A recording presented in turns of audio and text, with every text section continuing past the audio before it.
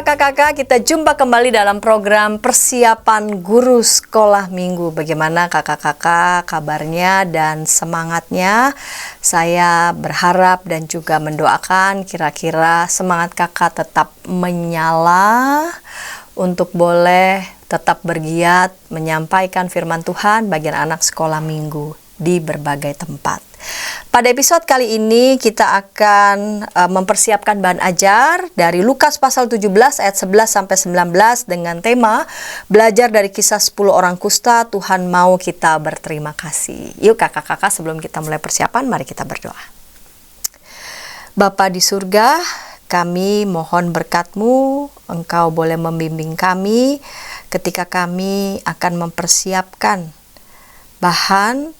Kami akan menyampaikan firman Tuhan bagi anak-anak sekolah minggu. Tuhan tahu apa yang kami rasakan, apa yang kami alami saat ini dalam berbagai dinamika maupun juga pergumulan hidup pribadi kami, relasi kami, maupun juga tentang bagaimana kami bekerja sehari-hari, namun berbagai dinamika itu tidak membuat nyala api semangat kami surut untuk menyampaikan firman Tuhan bagi anak sekolah minggu. Berkatilah kami ya Bapa. Amin.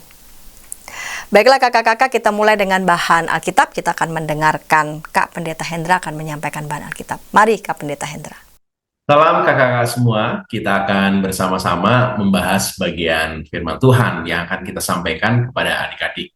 Dan kali ini kita akan membaca dari kisah 10 orang kusta yang disembuhkan Tuhan Yesus. Dan kita mau memperkenalkan adik-adik tentang Tuhan mau kita berterima kasih. Lukas pasal yang ke-17, ayat 11 sampai dengan 19 jadi dasar bagian firman Tuhan yang kita akan renungkan ini. Yuk kita simak ya pembacaan Lukas 17 ayat 11 sampai dengan 19. Saya akan bacakan dari Alkitab terjemahan baru edisi yang pertama. Dalam perjalanannya ke Yerusalem, Yesus menyusur perbatasan Samaria dan Galilea. Ketika ia memasuki suatu desa, datanglah 10 orang kusta menemui dia. Mereka tinggal berdiri agak jauh dan berteriak, "Yesus, Guru, kasihanilah kami." Lalu ia memandang mereka dan berkata, "Pergilah, perlihatkanlah dirimu kepada imam-imam." Dan sementara mereka di tengah perjalanan mereka menjadi tahir. Seorang dari mereka ketika melihat bahwa ia telah sembuh, kembali sambil memuliakan Allah dengan suara nyaring. Lalu tersungkur di depan kaki Yesus dan mengucap syukur kepadanya. Orang itu adalah seorang Samaria. Lalu Yesus berkata, "Bukankah ke-10 orang tadi semuanya telah menjadi tahir? Di manakah yang 9 orang lain itu? Tidak adakah di antara mereka yang kembali untuk memuliakan Allah selain daripada orang asing ini?" Lalu ia berkata kepada orang itu, "Berdirilah dan pergilah, imanmu telah menyelamatkan engkau." Demikian bacaan firman Tuhan. Kakak-kakak, kita akan sama-sama menyusuri bagian-bagian firman Tuhan yang kita akan sampaikan kepada adik-adik ini ya. Di awal pembacaan kita disebutkan bahwa Tuhan Yesus sedang dalam perjalanan. Jadi ini keunikan penulis Injil Lukas untuk menggambarkan seluruh pelayanan Tuhan Yesus itu dalam perjalanan menuju Yerusalem.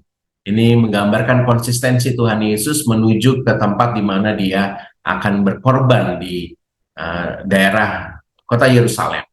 Dan pada episode kali ini Tuhan Yesus sedang menyusur perbatasan Samaria dan Galilea. Jadi ini ada di luar kota, perbatasan dua daerah itu. Dan ketika ia memasuki suatu desa, jadi mau masuk suatu desa, jadi belum masuk ke dalam kampung di mana penduduk-penduduk itu tinggal, dia lalu berjumpa dengan 10 orang kusta dan mereka tinggal berdiri agak jauh. Nah, semua bagian dari ayat 11 dan 12 ini menggambarkan bagaimana orang-orang kusta pada saat itu diperlakukan. Mereka harus tinggal jauh dari para penduduk lain karena dicap sebagai orang-orang yang memiliki sakit menular dan bahkan beberapa tidak memiliki akses pekerjaan, terputus dengan relasi keluarga. Mereka mungkin, hidupnya sangat berubah karena sakit yang mereka derita ini. Dan mereka pastinya sangat rindu untuk dipulihkan, karena ketika mereka pulih, mereka bisa kumpul kembali dengan keluarga, bisa bekerja dan mengakses peribadatan Yahudi pada saat itu. Dan ini adalah kasusnya, mereka ada di luar kota, tempat para orang-orang kusta itu memang pada zaman itu diperlakukan. Nah, dalam teks kita disebutkan, mereka berteriak, "Kasihanilah kami." Jadi, kasihanilah kami bisa banyak diterjemahkannya. Give mercy on us. Jadi, mereka berharap ada sesuatu belas kasihan. Bisa saja belas kasihannya mungkin diberikan makanan, diberikan uang, ya. Bahkan mungkin mereka berharap sekali kesembuhan.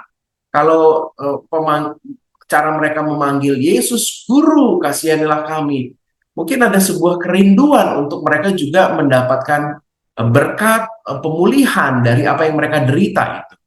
Nah, permohonan itu lalu direspon oleh Tuhan Yesus dengan ayat 14. Tuhan Yesus lalu ia memandang. Jadi kata memandang memakai sebuah kata yang bukan hanya sekedar lihat gitu, tapi benar-benar dipandang dengan seksama, dan akhirnya ia mendapatkan sesuatu, mendapatkan sebuah perasaan mengerti terhadap mereka. Makanya Tuhan Yesus selalu mengatakan, "Pergilah, perlihatkanlah dirimu kepada imam-imam." Jadi ini adalah sebuah perintah yang muncul dari Tuhan Yesus yang memahami kebutuhan mereka. Kan mereka mengatakan, "Kasihanilah kami." Lalu Tuhan Yesus memandang dengan seksama, lalu melihat dan mengerti apa yang mereka butuhkan. Yang mereka butuhkan adalah kesembuhan. Makanya Tuhan Yesus mengatakan, "Pergilah, perlihatkan dirimu kepada imam-imam." Jadi dalam tradisi pada saat itu, dalam aturan-aturan Taurat, ketika orang sakit kusta, maka ketika mereka tahir, mereka harus mendapatkan legitimasi dari para imam. Jadi perintah untuk pergi kepada imam menunjukkan bahwa mereka pasti sembuh. Jadi nggak mungkin mereka pergi kepada imam dan mereka belum sembuh. Dan ini menjadi sesuatu respon yang sangat luar biasa dari orang-orang ini. Ternyata mereka sungguh-sungguh percaya juga kepada kuasa Tuhan Yesus ini. Kenapa? Karena disebutkan sementara mereka di tengah jalan, jadi mereka memulai perjalanan itu dalam kondisi mereka belum sembuh. Jadi itu sesuatu yang perlu iman juga.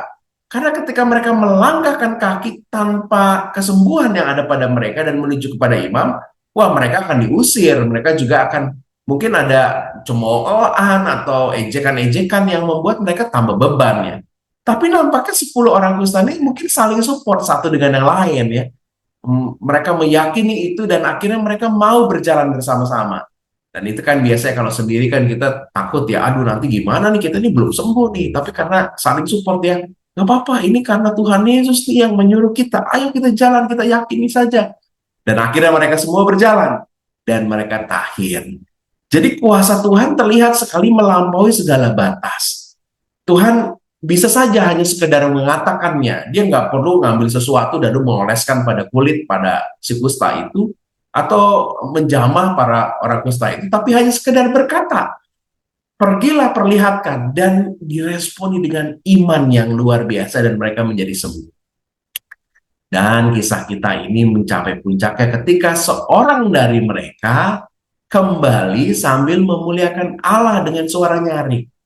Jadi bukannya terus kepada para imam, karena mendapatkan legitimasi kesembuhan dari para imam itu penting. Karena imamlah yang membuat mereka layak untuk kembali ke tengah keluarga, ke tengah pemukiman, bekerja kembali. Ini justru nggak dilakukan oleh satu orang ini. Dan satu orang ini ternyata kembali kepada Yesus dan dia tersungkur dan mengucap syukur. Apa yang dilakukan oleh satu orang kusta ini menunjukkan bahwa yang terutama bagi dia bukan mendapat legitimasi dari para imam. Dia sungguh-sungguh mengaku Yesus sebagai yang utama, yang berkuasa menentukan sembuh atau tidaknya dia, pulih atau tidaknya dia. Dan ini luar biasa, pengakuan bahwa Tuhan Yesuslah penyembuhnya. Bukan pengakuan atau legitimasi para imam, tapi orang ini menunjukkan betapa imannya kepada Tuhan Yesus begitu besar sekali.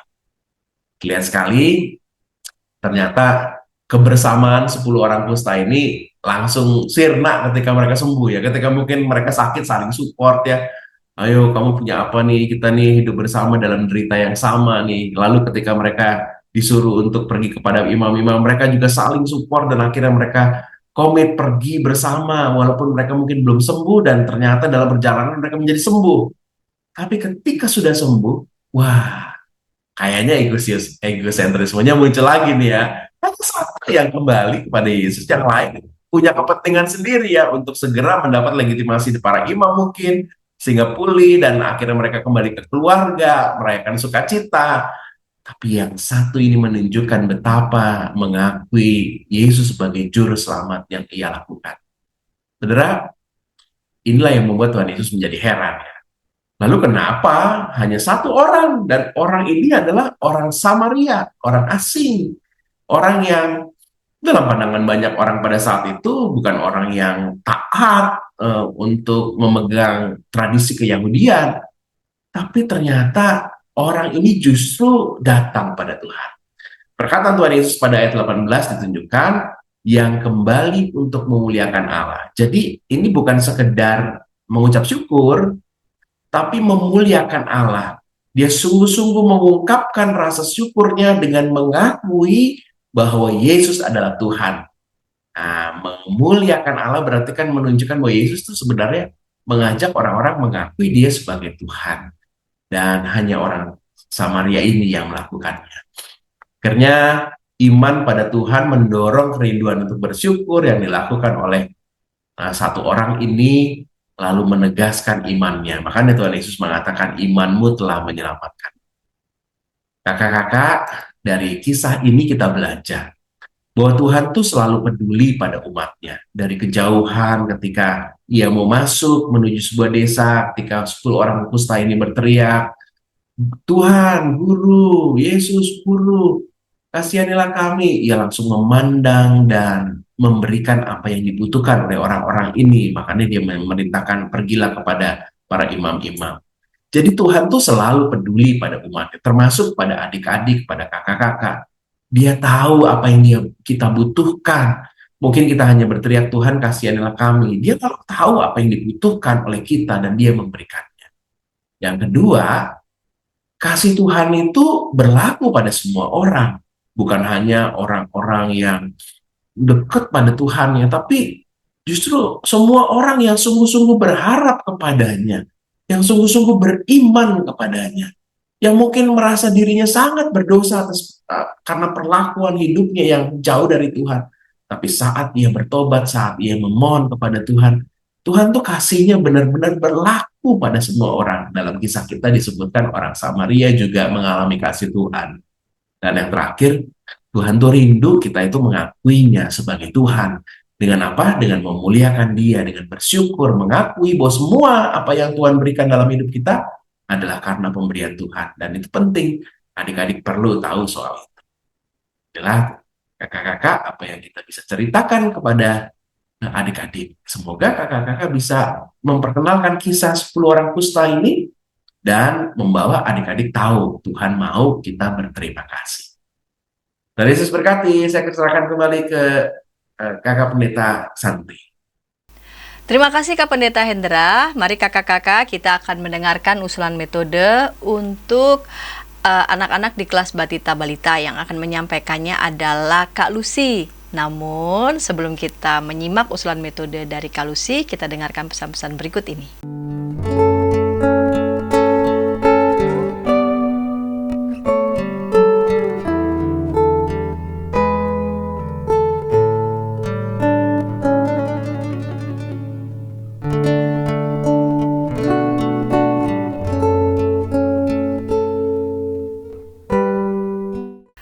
Kakak-kakak senang masih bersama dengan kami dalam program Persiapan Guru Sekolah Minggu. Kita mempersiapkan bahan ajar dari Lukas 17 ayat 11-19 dengan judul Belajar dari Kisah 10 Orang Kusta, Tuhan mau kita berterima kasih. Kita mau mendengarkan usulan metode untuk anak-anak di kelas Batita Balita dan yang akan menyampaikannya adalah Kak Lucy. Mari Kak Lucy. Shalom kakak-kakak yang dikasihi oleh Tuhan Yesus Kristus. Pada hari ini kita akan bersama-sama mempersiapkan bahan pembelajaran kita untuk kelas Batita Balita dengan tema belajar dari kisah 10 orang kusta. Tuhan mau kita berterima kasih. Diambil dari Lukas 17 ayat 11 sampai 19. Yang menjadi tujuan pembelajaran dari tema ini ialah yang pertama, ASN mengetahui pengajaran Tuhan tentang berterima kasih. Dan yang kedua, ASN mau mengungkapkan terima kasih atas berkat Tuhan di dalam kehidupannya. Nah, kakak-kakak untuk usulan metode pembelajaran, kakak-kakak bisa memakai mainan dokter-dokteran, gitu ya. Bisa memakai stetoskop atau memakai jas putih, gitu ya, seperti dokter. Nanti kakak menanyakan kabar anak-anak, bagaimana nih kabarnya anak-anak pada hari ini? Apakah semuanya sehat, gitu ya? Coba kakak periksa yuk, apakah semuanya sehat? Nanti kakak-kakak bisa berpura-pura untuk memeriksa beberapa anak-anak gitu ya. Nanti kakak di sini bertanya, nah kita semua senang nih karena sehat. Tapi kalau misalkan adik-adik sedang sakit, apa sih yang adik-adik rasakan gitu ya? Nah dari sini kakak-kakak bisa mengajak diskusi bersama adik-adik. Adik-adik bisa bercerita gitu ya. Bisa juga kakak menambahkan, iya ya kalau lagi sakit itu pasti tidak enak karena ada yang dibatasi. Misalkan kalau lagi batuk tidak boleh makan apa gitu ya. Tidak boleh makan kerupuk, tidak boleh makan permen dan lain sebagainya. Nah, berangkat dari perasaan yang tidak enak karena sakit itulah kakak-kakak masuk ke dalam cerita. Bahwa kakak-kakak hari ini juga akan bercerita tentang orang-orang yang sedang sakit kusta. Ada 10 orang, coba kita hitung yuk, 1 sampai 10 yuk. Adik kakak mengajak adik-adik untuk menghitung 1 sampai 10. Lalu kakak menceritakan penyakit kusta itu penyakit apa sih? Apakah adik-adik ada yang tahu? Lalu kakak menceritakan bahwa penyakit kusta itu adalah penyakit kulit yang pada saat itu tidak bisa disembuhkan. Penyakit kulit yang membuat orang takut karena bisa menulari, bisa ketular gitu ya. Sehingga banyak orang yang tidak mau dekat-dekat dengan mereka. Kasihan ya, sedang sakit tapi tidak ada yang mau dekat-dekat dengan mereka. Selain itu, orang yang kena sakit kusta ini juga tinggalnya nggak boleh dekat-dekat dengan rumah penduduk. Mereka itu kasihan sekali gitu ya. Nah, pada suatu ketika Tuhan Yesus itu masuk ke desa tempat mereka tinggal. Tuh. Nah, mereka itu tahu kalau Tuhan Yesus datang. Mereka berteriak minta tolong kepada Tuhan. Tuhan Yesus, Yesus, Guru, kasihanilah kami. Ya, lalu Tuhan Yesus itu melihat mereka dan berkata, pergilah, perhatikanlah dirimu kepada para imam. Wah, tahu nggak? Tiba-tiba ketika mereka berjalan menuju tempat para imam, di tengah jalan mereka menjadi sembuh. Wah, semuanya senang sekali. Tadi ada berapa yang sakit adik-adik? Ada 10. Ayo kita hitung lagi yuk. Ada 10. Diajak adik-adiknya untuk menghitung. Tapi tahu nggak? Dari 10 ada berapa orang tuh yang datang kembali kepada Tuhan Yesus dan mengucapkan terima kasih ya? Oh, ternyata hanya 1 orang. Terus kemana 9 orang? Ternyata yang 9 orang ini mereka lupa untuk mengucapkan terima kasih kepada Tuhan. Nah, adik-adik, Tuhan Yesus mau mengajarkan kita untuk selalu berterima kasih atas kebaikan Tuhan. Nah, dari sini kakak-kakak bisa masuk ke dalam aplikasinya. Di dalam aplikasinya, kakak-kakak bisa mengajak adik-adik untuk selalu berterima kasih atas kebaikan Tuhan. Kebaikannya seperti apa sih? Adik-adik dikasih mama papa, dikasih kesehatan, dikasih berkat gitu ya. Tapi juga kakak-kakak mengajak adik-adik juga untuk berterima kasih kepada mama dan papa. Jangan lupa loh adik-adik juga mengucapkan terima kasih kepada mama papa. Karena mama papa sudah menjaga, sudah membesarkan, sudah memberi makan, begitu ya. Nah, kalau ada mama papa di situ, ajak adik-adik untuk memeluk dan mengucapkan terima kasih kepada mama papa. Lalu, ajak adik-adik juga untuk berterima kasih kepada orang-orang yang sudah menolong mereka. Misalkan untuk mbak, kepada suster juga, atau kepada supir, pada orang-orang sekitar mereka yang sudah menolong. Kepada guru-guru juga di sekolah. Nah, untuk sebagai penutupnya, kakak-kakak bisa mengajak adik-adik untuk menyanyikan lagu bersyukur kepada Tuhan. Bersyukur kepada Tuhan gitu ya. Jadi mau menekankan lagi bahwa kita itu harus sama seperti satu orang kusta yang mengingat akan kebaikan Tuhan, yang berterima kasih kepada Tuhan karena Tuhan sudah begitu baik di dalam kehidupan adik-adik. Nah, untuk ayat hafalannya, ayat masnya dari 1 Tawarikh 16 ayat 34a. Mengucap syukurlah kepada Tuhan sebab Ia baik. Demikian kakak-kakak untuk persiapan guru sekolah minggu. Kiranya bahan yang dibagikan ini bisa menolong kakak-kakak untuk mempersiapkan lebih baik lagi pembahasan dan persiapannya. Tuhan Yesus menolong kita semua. Terima kasih Kak Lucy yang sudah menyampaikan usulan metode untuk anak-anak di kelas Batita dan Balita. Sekarang kita mendengarkan usulan metode untuk anak-anak di kelas kecil dan yang akan menyampaikannya adalah Kak Tulas. Namun sebelumnya kita dengarkan pesan berikut ini yuk. Dari kungkungan malam gelap. Nyanyikanlah nyanyian baru setiap hari Rabu pukul 12 waktu Indonesia Barat. Dapat Anda nikmati di channel Lagu Rohani YKB TV. Kakak-kakak, senang masih bersama dengan kami dalam program persiapan guru sekolah minggu. Gimana kakak-kakak? Kita siap ya, mau persiapan bersama. Baru saja kita mendengarkan usulan metode untuk anak-anak di kelas Batita Balita. Sekarang kita mau mendengarkan usulan metode untuk anak-anak di kelas kecil dan yang akan menyampaikannya adalah Kak Tulas. Mari Kak Tulas. Halo kakak-kakak, ya saat ini kita mau mempersiapkan metode pengajaran untuk kelas kecil ya. Jadi temanya adalah Tuhan mau kita berterima kasih, belajar dari kisah 10 orang kusta. Nah, kita tentu pertama-tama perlu mengetahui tujuan dari cerita yang akan kita sampaikan pada minggu ini adalah bahwa pertama, anak mengetahui pengajaran Tuhan tentang berterima kasih ya. Lalu tujuan yang kedua adalah anak mau mengungkapkan terima kasih atas berkat Tuhan dalam hidupnya. Nah tentu dalam rangka kita mencapai dua tujuan ini, maka akan sangat diperlukan yang namanya metode untuk kita bisa sampai kepada tujuan yang sudah tadi ya kita bersama pahami. Bahwa metodenya ya di sini tentu ada 3 alur yang mungkin bisa kita lakukan. Yang pertama adalah bahwa alur yang pertama kita mengikuti bahan yang sudah disediakan. Jadi di dalam alur yang inilah ya kita mengikuti plek-jiplek atau sama persis dengan apa yang sudah disediakan dalam bahan suluh anak ya yang sudah kita terima. Lalu yang kedua adalah dengan adanya variasi sisipan permainan Say the Magic Words. Nah, nanti mungkin akan dijelaskan lebih lanjut tentang rules-nya dan bagaimana cara kita permainannya. Lalu yang ketiga adalah menggunakan sisipan ilustrasi dan aplikatif question. Nah, jadi mungkin akan dijelaskan dulu tentang yang nomor 3 ini, ilustrasi dan aplikatif question.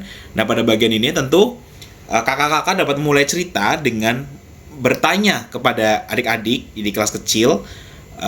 Jika mereka sedang menginginkan sesuatu, sangat-sangat menginginkan sesuatu, lalu kemudian ada orang yang memberi apa yang sedang mereka inginkan, kira-kira apa perasaan yang akan mereka alami?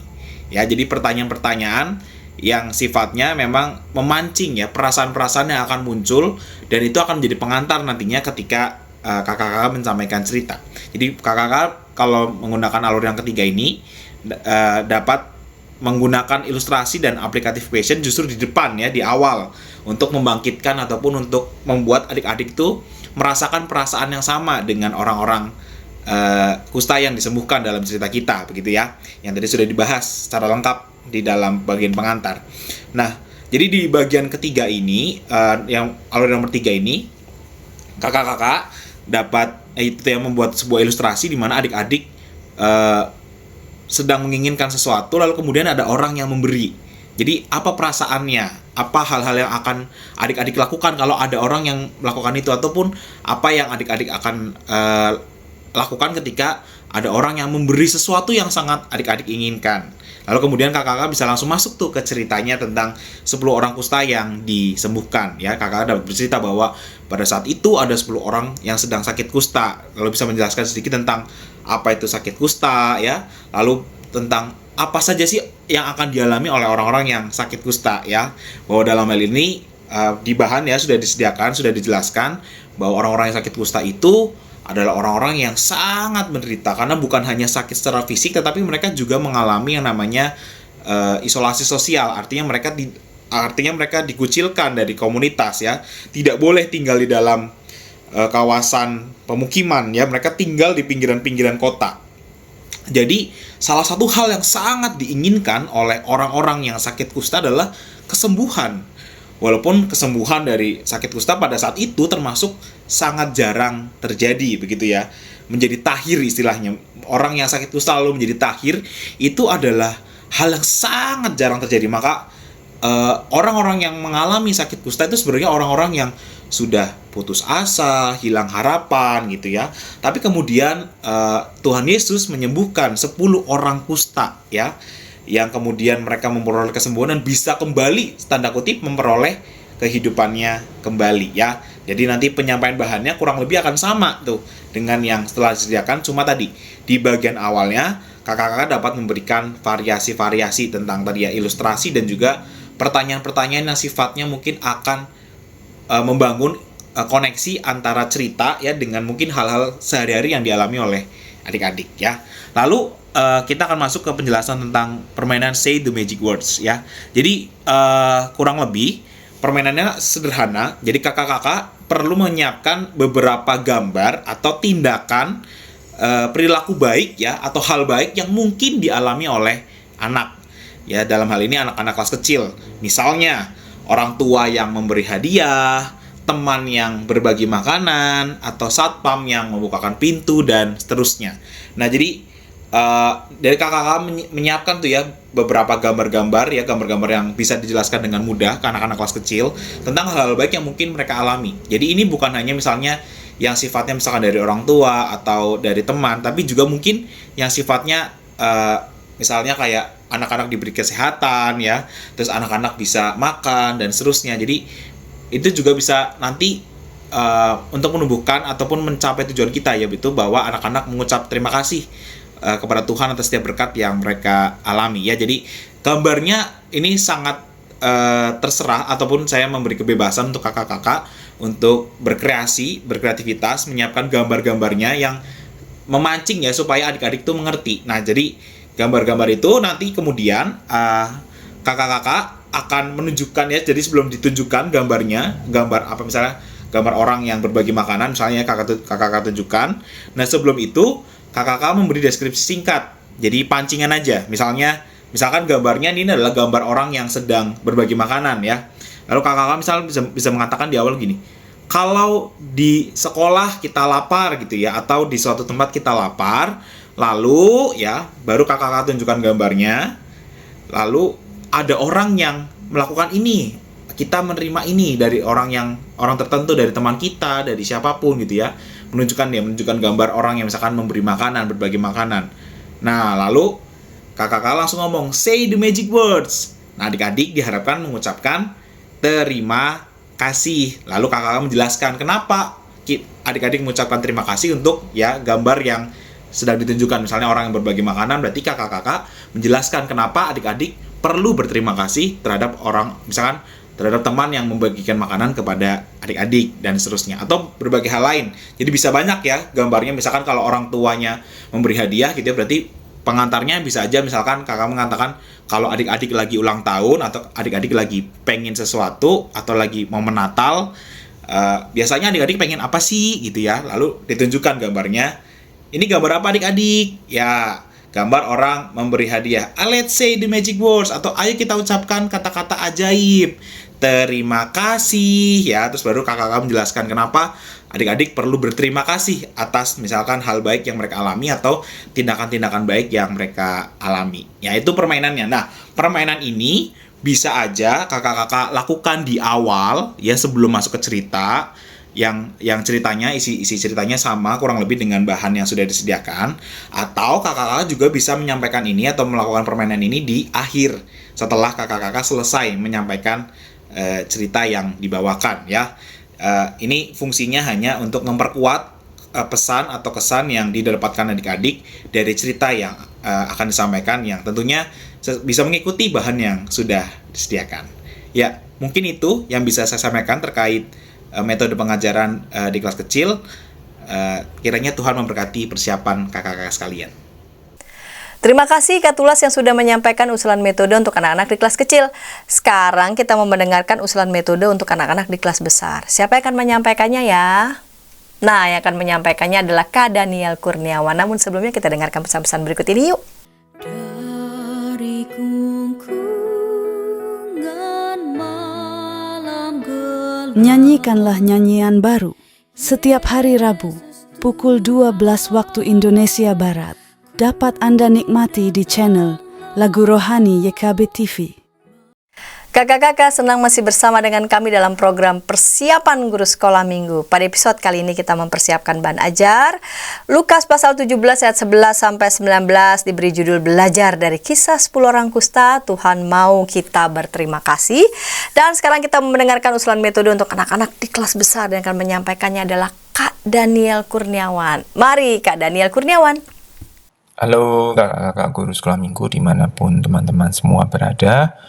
Saya Daniel Kurniawan dari GKI Pajajaran Magelang mengajak kita semua untuk mempersiapkan cerita dan diskusi bersama dengan anak-anak, terutama kelas besar. Minggu ini kita mau ajak anak-anak untuk mengucap syukur, berterima kasih. Ya. Temanya Tuhan mau kita berterima kasih.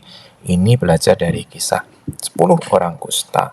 Tujuannya yang sudah ditetapkan adalah anak-anak mengetahui pengajaran Tuhan tentang berterima kasih, dan anak-anak mau mengungkapkan terima kasih atas berkat Tuhan di dalam hidupnya. Nah, untuk pembukaan, saya mengusulkan kita boleh mengajak diskusi dan juga berbagi pengalaman dengan anak-anak tentang kapan terakhir kali mereka berterima kasih, atau mungkin ada pengalaman mengucap syukur berterima kasih yang paling diingat itu kepada siapa, baik kepada Tuhan maupun kepada orang lain, dan alasannya mengapa atau situasinya seperti apa. Kakak-kakak juga bisa menyiapkan pengalaman cerita sendiri untuk pancingan ya. Alternatifnya adalah kita mau main tebak-tebakan ungkapan terima kasih dalam berbagai bahasa. Contohnya seperti ini, nanti anak-anak boleh mengucapkan kemudian menebak dari bahasa mana begitu ya. Boleh ditulis di papan tulis ataupun boleh disiapkan bentuk kertas, potongan kertas kecil, ditulis saja dengan sederhana bisa. Jangan khawatir dengan pengucapan yang salah, karena memang ini pertama kali mereka mungkin tahu ekspresi itu. Biarkan dibaca dengan polos, kemudian mereka menebak dari bahasa mana. Atau kalau mau googling, mau ganti, mau tambah, silahkan, ada banyak sekali di Google, pencarian di Google ya. Kemudian masuk untuk cerita Alkitab, saya selalu menyarankan karena ini kelas besar, kita lebih interaktif, ajak mereka berdiskusi, berpikir, mengungkapkan opini. Sambil kita tetap mengarahkan, memandu mereka memahami cerita maupun informasi yang ada. Jadi untuk Lukas 17 ayat 11 sampai 19, saya menyarankan dipotong-potong, dipenggal seperti ini. Ayat 11 dan 12, kita mau ajak mereka melihat settingnya, pengenalan tokohnya, ada berapa orang, kemudian mereka ada kendala apa, ya, kenapa mereka mau datang pada Yesus. Juga penting untuk membahas penyakit kusta itu seperti apa. Dan juga konteks budayanya waktu itu kalau orang sakit kusta seperti apa ya. Kemudian ayat 13 dan ayat 14, ini tentang apa yang mereka minta dari Yesus, kemudian apa yang Yesus perintahkan untuk mereka lakukan, dan apa yang terjadi setelah itu. Ayat 15 dan 16, tanyakan berapa orang yang kembali, karena kita memang mau menyoroti ke satu orang yang kemudian bersyukur, berterima kasih, apa yang dia lakukan, responsnya apa. Nah, karena secara spesifik juga disebutkan bahwa dia itu orang Samaria, penting untuk kemudian membahas relevansi dan juga signifikansinya sampai disebut bahwa dia orang Samaria. Bisa juga misalnya diingatkan tentang perumpamaan tentang orang Samaria yang baik hati. Nah itu ya. Jadi sekali lagi bahas konteks budaya waktu itu, tentang identitas, tentang informasi orang Samaria ini. Kemudian ayat 17 dan 18 ini pesan dan juga garis bawah dari perkataan Yesus. Silahkan nanti bisa digali lagi juga. Kenapa Yesus responsnya seperti itu, heran begitu ya. Kemudian apa yang mau ditekankan oleh Yesus di ayat 18, ungkapan syukur sendiri di sini itu apa sebenarnya ya yang digaris bawahi oleh Yesus. Ayat 19 juga demikian, tentang makna beriman, makna memuliakan Allah gitu ya. Jadi tidak sekedar terima kasih yang biasa mau menghargai orang, tidak. Tapi di situ kita juga mau memuliakan Allah atas karya yang dilakukan. Nah, karena itu juga sekali lagi kelas besar saya selalu mengajak kita untuk bisa menarik ke Kristus sebagai pusat. Jadi Yesus sudah menyelamatkan kita dari hukuman dosa, itu jadi satu dasar yang kuat untuk kita bersyukur di dalam hidup kita sebagai pengikut Tuhan, sebagai anak-anak Allah, sebagai orang yang percaya kepada Kristus. Jadi silahkan saya mendorong kakak-kakak untuk juga boleh menekankan poin ini. Ya. Untuk ayat emas, silahkan disesuaikan dengan konteks di kelas masing-masing, di gereja masing-masing, seperti apa kebiasaannya dengan ayat emas. Diucapkan bersama, dihafalkan, silahkan. Jadi untuk tujuan pertama tentang mengetahui pengajaran Tuhan tentang berterima kasih, itu sudah kita bahas dari cerita. Kita juga mau ajak mereka untuk membiasakan dan mengungkapkan terima kasih atas berkat Tuhan dalam hidupnya. Jadi untuk penutup dan penerapan, kita bisa di buku itu anak-anak diajak untuk menceritakan pengalaman ketika sakit dan disembuhkan. Oke. Kalau kakak-kakak dan anak-anak juga familiar dengan lagu NKB 133, Syukur Padamu Ya Allah, kita bisa ajak mereka nyanyi, kenalin lagu ini juga boleh, liriknya bagus, ada hal-hal spesifik yang bisa disyukuri dan sekali lagi dibahas dengan anak-anak satu persatu. Atau ini ide yang lain juga ada jurnal ucapan syukur. Jadi nanti silahkan dibuka template-nya di Canva, desainnya di Canva, bisa masuk file kemudian di-download. Bisa jadi PDF atau yang lainnya juga ya. Bagikan, dicetak, dibagikan, kemudian anak-anak didorong untuk mengisi ini selama seminggu. Siapa tahu anak-anak juga terdorong, termotivasi untuk meneruskan, melanjutkan, silahkan. Kolom yang kiri itu ucapan syukur kepada Tuhan. Anak-anak diminta untuk mereka hari ini bersyukur pada Tuhan karena apa ya. Terus kolom yang kanan juga berterima kasih kepada orang lain karena apa. Jadi dorong mereka untuk spesifik menuliskan. Ini ukurannya A4 dibagi 2. Disilahkan nanti akses lewat QR code atau di deskripsi. Ada linknya nanti disertakan. Begitu kakak-kakak semuanya, selamat mempersiapkan diri dan semangat untuk nanti melayani anak-anak, mendampingi mereka beribadah dan mengenal kebenaran firman Tuhan. Terima kasih. Terima kasih ya Kak Daniel sudah menyampaikan usulan metode untuk anak-anak di kelas besar. Dan kakak-kakak, kami telah menyajikan dari mulai bahan Alkitab disampaikan Kak Pendeta Hendra, di usulan metode kelas Batita Balita, Kak Ratna, di kelas kecil Kak Tulas, dan di kelas besar Kak Daniel Kurniawan. Harapan kami adalah usulan persiapan ini dapat melengkapi proses kakak-kakak akan mematangkan persiapan lagi ya bersama dengan rekan-rekan kakak-kakak yang lain yang ikut akan mengajar anak-anak sekolah minggu. Kakak-kakak juga bisa makin menambah nih amunisi untuk menyampaikan firman Tuhan ini pada anak sekolah minggu lewat lagu-lagu sekolah minggu. Kakak-kakak dapat menyaksikannya di channel YKB TV dan juga aktivitas untuk anak-anak sekolah minggu.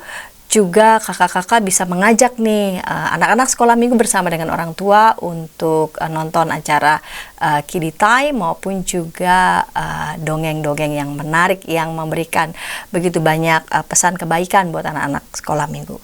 Baiklah kakak-kakak, sebelum kita mengakhiri persiapan kita, saya mengajak kita berdoa. Mari berdoa.